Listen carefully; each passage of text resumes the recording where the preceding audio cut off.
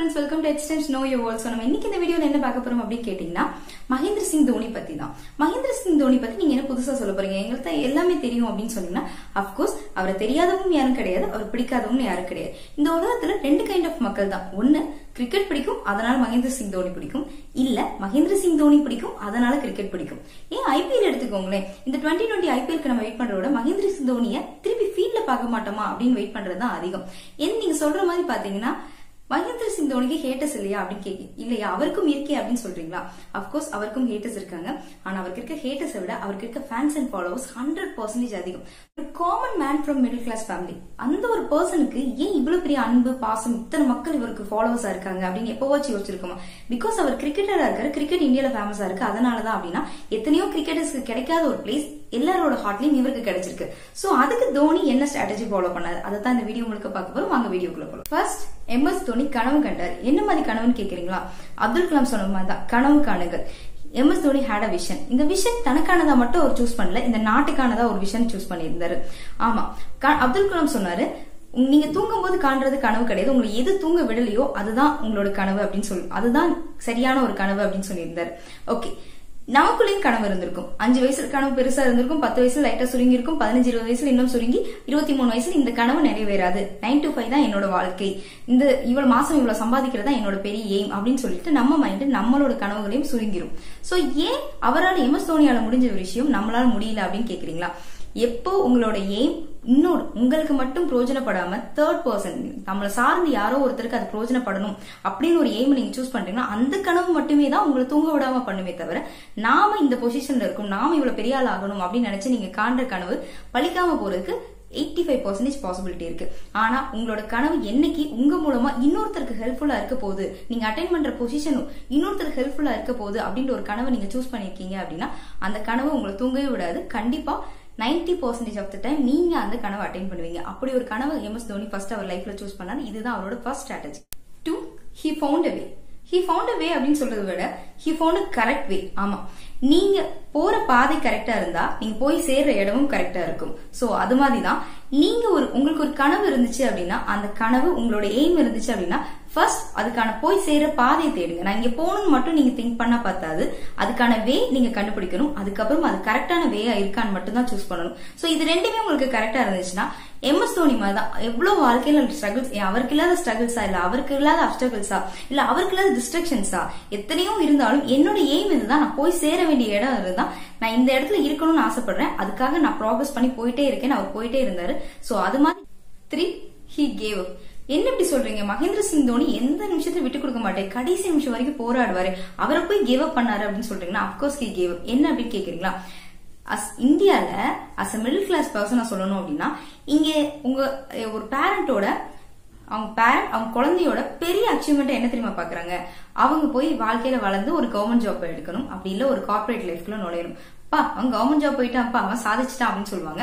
அவன் ஐடில வேலை பார்க்கறான், அவனுக்கு என்ன இனிமேல் அப்படின்னு சொல்லுவாங்க. சோ இது ரெண்டு தான் அவங்களோட பெரிய அச்சீவ்மெண்ட். இதை தாண்டி இருக்க அச்சீவ்மெண்ட்ஸ் எல்லாம் நம்ம மிடில் கிளாஸ் பேரண்ட்ஸ் யோசிச்சு கூட பார்க்க மாட்டாங்க. அதே மாதிரிதான் மகேந்திர சிங் தோனியோட பேரண்ட்ஸும் திங்க் பண்ணாங்க. நம்ம கையில எதுவுமே இல்லாதப்போ நம்ம ஏதோ ஒரு விஷயத்த நோக்கி ஓடுறது ரொம்ப ஈஸி. நம்ம கையில ஏதோ ஒண்ணு இருக்கு, அது நமக்கு ஒரு கம்ஃபர்டபுள் ஜோன் கொடுக்குது, ஆனா அதை விட்டு கொடுத்துட்டு ஓடுறது அப்படின்றது ரொம்ப கஷ்டம். யோசிச்சு பாருங்களேன், இன்னைக்கு இந்த டிக்கெட் கலெக்டர் ஜாப்க்கு எத்தனை பேர் கியூல நின்று எக்ஸாம்ஸ் எழுதிட்டு இருக்காங்க அப்படின்னு சொல்லிட்டு. ஆனா அந்த ஜாபை கிவ் அப் பண்ணாரு. எதுக்காக தெரியுமா? அவரோட விஷன் பெருசா இருந்துச்சு. அப்ப எல்லாரும் ஒரு முட்டாள் தான் நினைச்சிருக்கலாம். ஏன்னா அந்த டைம்ல அந்த கவர்மெண்ட் ஜாப் அப்படின்றது பெரிய விஷயம், அதுதான் ஒரு பெரிய அச்சீவ்மெண்டா இருந்திருக்கு நிறைய பேருக்கு. சோ அதை ஏன் விட்டு கொடுத்தான்? ஏன் விட்டு கொடுத்தது காரணம் அவரோட எப்படி சொல்ல, அவரோட கம்ஃபர்டபுள் ஜோன். ஒரு டிக்கெட் கலெக்டர் வாழ்ந்து நிம்மதியான வாழ்க்கை, மாசம் சம்பளம் வரும், கவர்மெண்ட் ஜாப், ஒரு கம்ஃபர்டபுள் லைஃப்ல வாழலாம். ஆனா அதை அவர் கிவ் அப் பண்ணது எதுக்கு தெரியுமா? அவரோட கனவுக்காக அது எதையுமே கிவ் அப் பண்ண ரெடியா இருந்தாரு. KFC ஓனரை சொல்றோம், 60 வயசுல பணக்காரனாரு. 60 வயசுல பணக்காரனா அது வரைக்கும் அவர் கையில எதுவுமே கிடையாது. அவருக்கு இனிமேல் நான் இழக்கிறதுக்கு எதுவுமே இல்ல அப்படின்னும் போது ஒருத்தர் சாதிக்கிறது பெரிய விஷயம் இல்ல. என்கிட்ட எல்லாமே இருக்கு, எனக்கு ரொம்ப ஈஸி, நான் பெரிய பணக்காரன் அப்படின்னு அவன் சாதிக்கிறதும் ஈஸி, கஷ்டம் இல்ல. ஆனா முக்கியமா ஒரு விஷயம் சொல்றேன், ஏதோ ஒரு விஷயம் இருக்கு, இது மிடில் கிளாஸ் லைஃப்ல இருக்கவங்களுக்கு மட்டும் தான் போறோம். என்கிட்ட ஏதோ ஒண்ணு இருக்கு, அதை நான் விட்டு கொடுத்தாதான், அதை தூக்கி போட்டுட்டு ரிஸ்க் எடுத்தாதான் நான் முன்னேற முடியும் அப்படின்னு நினைக்கிறது பாதி. ஏன் 98% of the middle class persons இதை பண்ண மாட்டாங்க. 2% மட்டும் தான் பண்ணுவாங்க. அவங்க தான் எம்எஸ் தோனி மாதிரி ஆட்கள். அவர் வாழ்க்கையில அதை தான் பண்ணாரு. அதுதான் அவரோட ஸ்ட்ராட்டஜி 3. அதுக்காக MS தோனி மாதிரி எல்லாரும் கார்பரேட் ஜாபையும் கவர்மெண்ட் ஜாபையும் விட்டு கொடுக்கணும்னு நான் சொல்லல. ஆனா அந்த நேரத்துல MS தோனி மாதிரி ஒரு லைஃப் ஸ்டைல்ல இருந்த ஒரு பர்சன் அதை கிவ் அப் பண்ணிட்டு தன்னோட விஷன் நோக்கி ஓடுறது அப்படின்றது பெரிய விஷயம். அதை அவர் பண்ணாரு தான் நான் சொல்றேன். 4. He concentrated in the process and progress, not in result. என்ன அப்படின்னு கேக்குறீங்களா? ஒரு வேலையை எடுத்தோம்னா அந்த வேலையை எப்படி பண்ணணும் கத்துக்கணும், அதுக்கப்புறம் அதை சரியா பண்றது எப்படி அப்படின்னு தான் நம்ம கத்துக்கணும். அதுக்கப்புறம் வாழ்க்கை முழுக்க அதை எப்படியா சரியா பண்ணிட்டு இருக்கதும் இல்ல இன்னும் திறமையை எப்படி செய்யறது அப்படின்னு சொல்லி அதை நோக்கி ஓடுறதுதான் கரெக்டே தவிர இதுக்கு இந்த ரிசல்ட் தான் வரணும் அப்படின்னு எதிர்பார்க்கறது தான் முட்டாள்தனம். சோ அந்த முட்டாள்தனத்தை எப்பவுமே MS தோனி பண்ணதே கிடையாது. இதுக்கு எக்ஸாம்பிள் எக்கச்சக்க மேட்சஸ் சொல்லலாம்.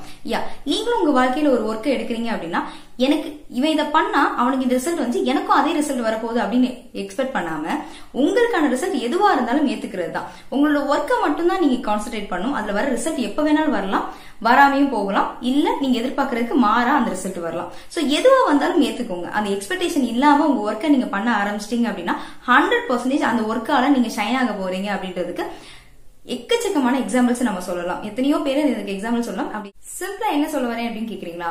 Life is full of pains and problems தான்.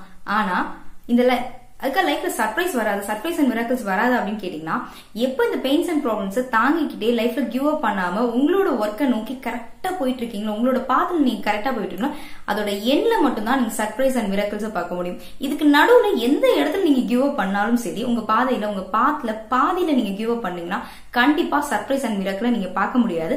அவர் MS தோனி எந்த இடத்துலயுமே அவரு எவ்வளவு பெயின்ஸ் அண்ட் ப்ராப்ளம்ஸ் வந்தாலும் அவர் கிவ் அப் பண்ணல. அதனாலதான் ஃபைனலா இருந்து சர்ப்ரைஸ் அண்ட் மிராக்கிள்ஸ் எக்கச்சக்க மிராக்கிள்ஸ் அவர் லைஃப்ல பார்த்தாரு. 5. அன்கம்ஃபர்டபிள் ஜோன் அப்படின்றது நம்ம தல தோனிக்கு எப்பவுமே ரொம்ப பிடிச்ச ஒரு விஷயம். அது எண்ட் ஆஃப் த மேட்சா இருக்கலாம், இல்ல அவர் வாழ்க்கையா இருக்கட்டும், எதுவா இருந்தாலும் தன்னை அன்கம்ஃபர்டபிள் ஜோன்ல தானே போடுவாரு. அப்படி இல்ல யாராச்சும் ஒருத்தர் போட்டாலும் அந்த இடத்துல அவரால் என்ன சாதிக்க முடியும் அப்படின்றது ஒவ்வொரு நிமிஷமும் அவர் தேடுவாரு. உங்க வாழ்க்கையில அதே மாதிரிதான். கம்ஃபர்டபிள் ஜோன்ல நீங்க நிம்மதியா இருக்கலாம், எல்லாமே உங்களுக்கு கிடைக்கும். ஆனா நீங்க வளர முடியாது, முன்னேற முடியாது. நீங்க வாழ்க்கையில வளரணும், முன்னேறணும், சாதிக்கணும் அப்படின்னு நினைச்சீங்கன்னா வேற பாசிபிலிட்டி கிடையாது. You have to put yourself in uncomfortable zone. Uncomfortable ஜோன்ல போட்டா மட்டும் போதுமா? கிடையாது. அந்த அன்கம்ஃபர்டபிள் ஜோன்ல வாழவும் கத்துக்கணும், எப்படி சொல்லி எதிர்நீச்சல் போடு முன்னேறவும் கத்துக்கணும். இதான் MS தோனி பண்ணாரு. அதனாலதான் அவர் ஷைன் பண்ணாரு. நீங்க உங்க லைஃப்ல ஷைன் பண்ணணும்னு நினைச்சீங்கன்னா put yourself in uncomfortable zone. அதுல எதிர்நீச்சல் போடவும் கத்துக்கோங்க. அப்பதான் வாழ்க்கையில ஜெயிக்கவும் முடியும். லாஸ்டா அவர் வாழ்க்கையில வந்து கிரிட்டிக்ஸ் அப்படின்னு சொன்னோம்னா அந்த கிரிட்டிக்ஸ் அவர் எப்பவுமே ஃபேஸ் பண்ணிட்டே தான் இருக்காரு. யங்ஸ்டர் உள்ள வந்தப்பரா இருக்கட்டும், இல்ல ஒரு கேப்டனா இருக்கும் போதா இருக்கட்டும், இல்ல கேப்டன்ஷிப்பை விட்டுட்டு அதர் கேப்டன்ஷிப் கீழே அவர் விளையாடும் போதா இருக்கட்டும், இல்ல இப்ப ரீசெண்டா நடந்த வேர்ல்ட் கப் செமிஃபைனல் மேட்சா இருக்கட்டும், எல்லா டைம்லயும் கிரிட்டிக்ஸ் அவர் ஃபேஸ் பண்ணிட்டு தான் இருக்காரு. பட் இந்த 2 கிரிட்டிக்ஸை தாண்டி அவர் முன்னேறி போனதுனாலதான் அவர் சக்சஸ் அப்படின்ற ஒரு எஸ் டேஸ்ட் பண்ணாரு. இந்த எஸ்ஸுக்கு அவர் 2 எஸ் ஃபாலோ பண்ணாரு. ஒன்னு, இனிஷியலா தன்னைத்தானே அவர் ப்ரூவ் பண்ணிக்கிறதுக்கு முன்னாடி அவர் மேல வந்த கிரிட்டிக்ஸ ஸ்மைலோட ஃபேஸ் பண்ணாரு. வாழ்க்கை எவ்வளவு கிரிட்டிக்ஸ் நம்ம மேல தூக்கி போட்டாலும், எவ்வளவு குறைய நம்ம மேல தூக்கி போட்டாலும் ஸ்மைலோட ஃபேஸ் பண்ண கத்துக்கோங்க. ஒன்ஸ் நீங்க ப்ரூவ் பண்ணிட்டீங்க, அவரும் ப்ரூவ் பண்ணாரு. ப்ரூவ் பண்ணதுக்கு அப்புறம் விட்டுருவாங்களா? இல்ல, அப்பயும் உங்ககிட்ட இருக்க குறை என்னெல்லாம் இருக்கு அப்படின்னு தேடி இந்த உலகம் சொல்லிக்கிட்டே தான் இருக்கும். அந்த கிரிட்டிக்ஸ் உங்க மேல தூக்கி போட்டுட்டே இருக்கும். இப்ப என்ன தெரியுமா பண்றாரு? தன்னை ப்ரூவ் பண்ணதுக்கு அப்புறம் தான் மேல வந்த கிரிட்டிக்ஸ், தான் மேல வந்த குறைகளை அவர் எப்படி தெரியுமா ஃபேஸ் பண்றாரு? Silence. Smile and silence is the best way for success. இததான் அவர் கடைசியா உங்களுக்கு சொல்லிக் கொடுத்திருக்காரு. நீங்க ஒரு ஃபாலோவரா இருந்தா நீங்களும் உங்க வாழ்க்கையில இதை ஃபாலோ பண்ணுங்க. இதெல்லாம் அவர் வாழ்க்கையில் அவர் ஃபாலோ பண்ண ஸ்ட்ராட்டஜி ஃபார் சக்சஸ். ஆனா இருந்தாலும் அவருக்கு எதுக்காக இவ்வளவு ஃபேன்ஸ், இவ்வளவு ஃபாலோவர்ஸ், இவ்வளவு லவ் அவருக்கு கொடுக்குறாங்க அப்படின்னு கேட்டீங்கன்னா, he's a best captain and leader. Best captain and leader அப்படின்னு சொல்லும்போது நம்ம இந்த இடத்துல தோனி மட்டும் கிடையாது, இன்னொரு பர்சனையும் இன்க்ளூட் பண்ணிக்கணும். அதுதான் சௌரவ் கங்குலி. இவங்க 2 பேருக்குமே ஒரு ஒற்றுமை இருக்கு. என்ன தெரியுமா? ஒரு பெஸ்ட் கேப்டன் அண்ட் லீடர் அப்படின்றது ஒரு டீமை வழிநடத்திட்டு போறதுல மட்டும் கிடையாது. நமக்கு கேப்டன் ஆனதுக்கு அப்புறம், நம்ம லீடர் ஆனதுக்கு அப்புறம் பிகினர்ஸ் இருப்பாங்க தெரியுமா? எத்தனை பிகினர்ஸ் ஒரு பிகினரா நாம பட்ட வழியை இன்னொருத்தர் அனுபவிக்கும் போது அதை உணர்ந்து அவங்களுக்கு கொடுக்குற வாய்ப்பு இருக்கு தெரியுமா? ஒரு பிகினருக்கு தேவையானது பெரிய எதுவும் கிடையாது, வாய்ப்பு தான். சோ அந்த வாய்ப்பை கொடுத்தார். MS தோனிக்கு கங்குலி வாய்ப்பு கொடுக்கலன்னா நமக்கு கேப்டன் கோலி கிடைக்காம போயிருப்பாரு. இதே மாதிரி தோனியும் எத்தனையோ விஷயங்கள் நடந்திருக்காரு.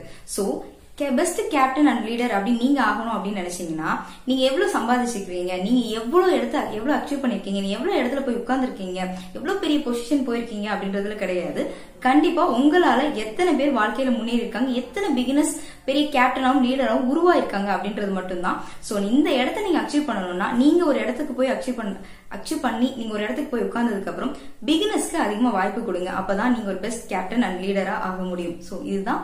சோ இந்த வீடியோ உங்களுக்கு பிடிச்சிருக்கும்னு நினைக்கிறேன். பிடிச்சிருந்தா லைக் பண்ணுங்க, கமெண்ட் பண்ணுங்க, ஷேர் பண்ணுங்க. முக்கியமா நம்ம எட்ஸ் டைம்ஸ் சேனலை சப்ஸ்கிரைப் பண்ணிக்கோங்க. வேற ஒரு நல்ல வீடியோட மீட் பண்றேன். Until then, this is bye from Benny.